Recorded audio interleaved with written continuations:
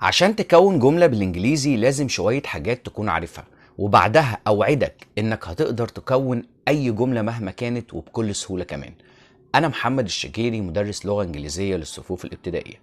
اول حاجة هتعملها هتحفظ كلمات كتير كتير كتير على قد ما تقدر، ودي اهم جزئية في تكوين الجملة.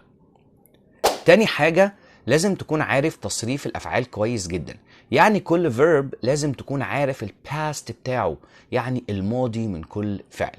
تالت حاجة لازم تكون عارف الاكسلري verbs اللي هي الافعال المساعدة كويس جدا جدا، اللي هي الverb to be، الverb to have، الverb to do. رابع حاجة التنسز اللي هي الازمنة، لازم تكون عارف الازمنة كويس جدا جدا، لان انت من خلالها بتعرف الجملة دي بتتكلم في انهي زمن. يلا بينا دلوقتي نعرف ازاي نكون جملة.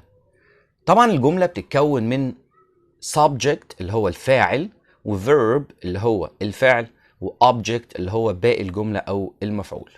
هنتكلم دلوقتي عن جملة بسيطة جدا هنشرحها في زمن المضارع البسيط، وفي زمن الماضي البسيط، وفي المستقبل.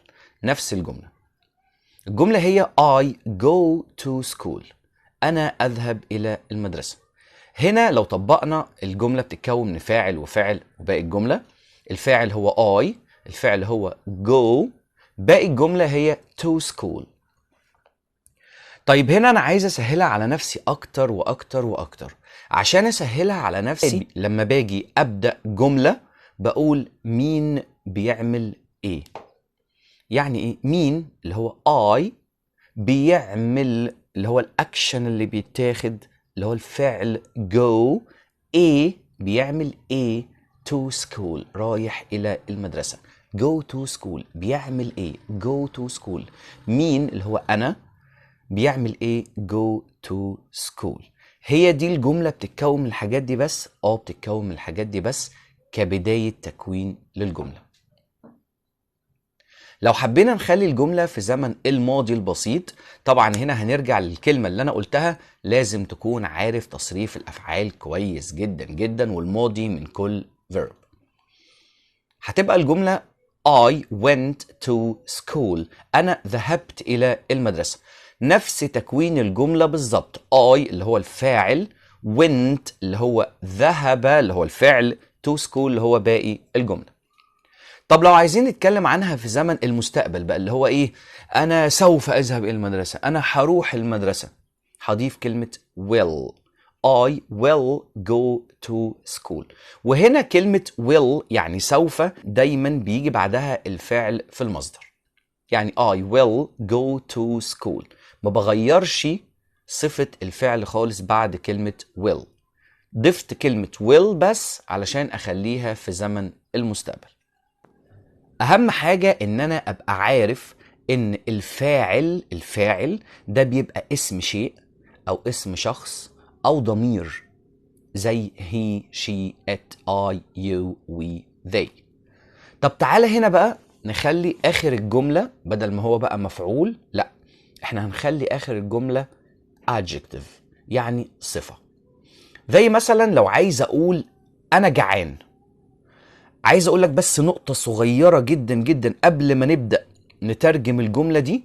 أنا بالعربي بقول أنا جعان، بالإنجليزي لما باجي أحولها ما بقولش أنا جعان على طول، بقول أنا أكون جعان. أو لو مثلا قلنا هو جعان، لما بنيجي نترجمها بنقول هو يكون جعان. يعني احنا عايزين نبعد شوية عن الترجمة الحرفية، كل لغة وليها الأساسيات بتاعتها. طب هنا هنطبق الفاعل والفعل وباقي الجملة زي ما اتعلمنا. هقول I am hungry، أنا أكون جعان، مش هقول I hungry. خلي بالكم من النقطة دي، لأن في طلاب كتيرة جدا جدا بيقعوا في النقطة دي، يكتب مثلا I hungry وأنا كده جعان. زي ما قلت لكم اللغة الإنجليزية بتختلف عن اللغة العربية، مفيش حاجة اسمها أنا جعان، مفيش حاجة اسمها أنا سعيد، لازم أنا أكون، أو هو سعيد لازم هو يكون. ودي طبعا هترجعنا للverb to be والverb to do والverb to have اللي أنا قلت لك لازم تكون عارفهم. يعني الكام حاجة اللي أنا قلت لك عليهم، الأربع حاجات اللي قلت لك عليهم في بداية الفيديو، لو طبقتوه كويس جدا على أي جملة هتعرفوا تكونوها بكل سهولة وهيبقى بسيط جدا. أهم حاجة نصيحتي تقروا كتير كتير كتير، تتكلموا كتير كتير كتير باللغة الإنجليزية، ودي أحسن طريقة تتعلم بيها اللغة بوجه عام. شكرا جدا ليكم.